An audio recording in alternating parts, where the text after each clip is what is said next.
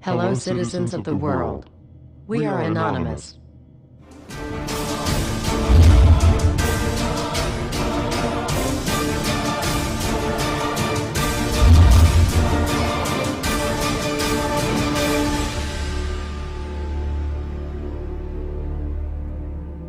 Dear brothers and sisters, now is the time to open your eyes. In a stunning move that has civil libertarians stuttering with disbelief, the U.S. Senate has just passed a bill that effectively ends the Bill of Rights in America. The National Defense Authorization Act is being called the most traitorous act ever witnessed in the Senate, and the language of the bill is cleverly designed to make you think it doesn't apply to Americans. But toward the end of the bill, it essentially says it can apply to Americans if we want it to. Bill summary and status. 112th Congress, 2011 to 2012, S. 1867. Latest title, National Defense Authorization Act 4.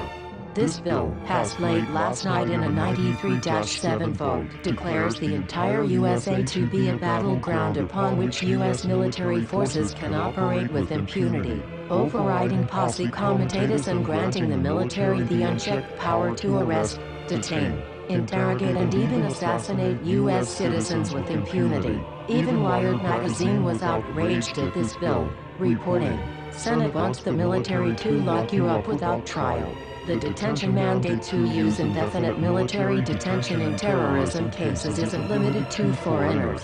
It's confusing, because two different sections of the bill seem to contradict each other. But in the judgment of the University of Texas Robert Chesney, a nonpartisan authority on military detention, U.S. citizens are included in the grant of detention authority. The passage of this law is nothing less than an outright declaration of war against the American people by the military-connected power elite. If this is signed into law, it will shred the remaining tenets of the Bill of Rights and unleash upon America a total military dictatorship, complete with secret arrests, secret prisons, unlawful interrogations, indefinite detainment without ever being charged with a crime, the torture of Americans and even the legitimate assassination of U.S. citizens right here on American soil. If you have not yet woken up to the reality of the police state we've been warning you about, I hope you realize we are fast running out of time. Once this becomes law, you have no rights whatsoever in America, no due process, no First Amendment speech rights, no right to remain silent, nothing. The U.S. Senate does not want us to speak. I suspect even now orders are being shouted into telephones and men with guns will soon be on their way. Why? Because while the truncheon may be used in lieu of conversation, words will always retain their power. Words offer the means to meaning and for those who will listen, the enunciation of truth. And the truth is, there is something terribly wrong with this country, isn't there? Cruelty and injustice, intolerance and oppression, and where once you had the freedom to object, to think and speak as you saw fit, you now have censors and systems of surveillance coercing your conformity and soliciting your submission. How did this happen? Who's to blame? Well, certainly there are those who are more responsible than others, and they will be held accountable. But again, truth be told, if you're looking for the guilty, you need only look into a mirror. I know why you did it. I know you were afraid. Who wouldn't be?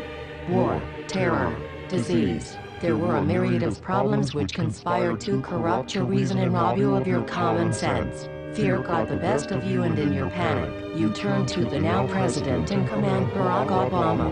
He promised you order. He promised you peace. And all he demanded in return was your silent, obedient consent. More than 400 years ago, a great citizen wished to embed the 5th of November forever in our memory. His hope was to remind the world that fairness, justice, and freedom are more than words, they are perspectives. So if you've seen nothing, if the crimes of this government remain unknown to you, then I would suggest that you allow the 5th of November to pass unmarked. But if you see what I see, if you feel as I feel, and if you would seek as I seek, then I ask you to stand beside one another, 1 year from November 5th, 2011, outside the gates of every courthouse of every city demanding our rights. Together we stand against the injustice of our own government. We are anonymous. We are legion. United as one. divided by 0. We do not forgive censorship. We do not forget oppression. U.S. Senate.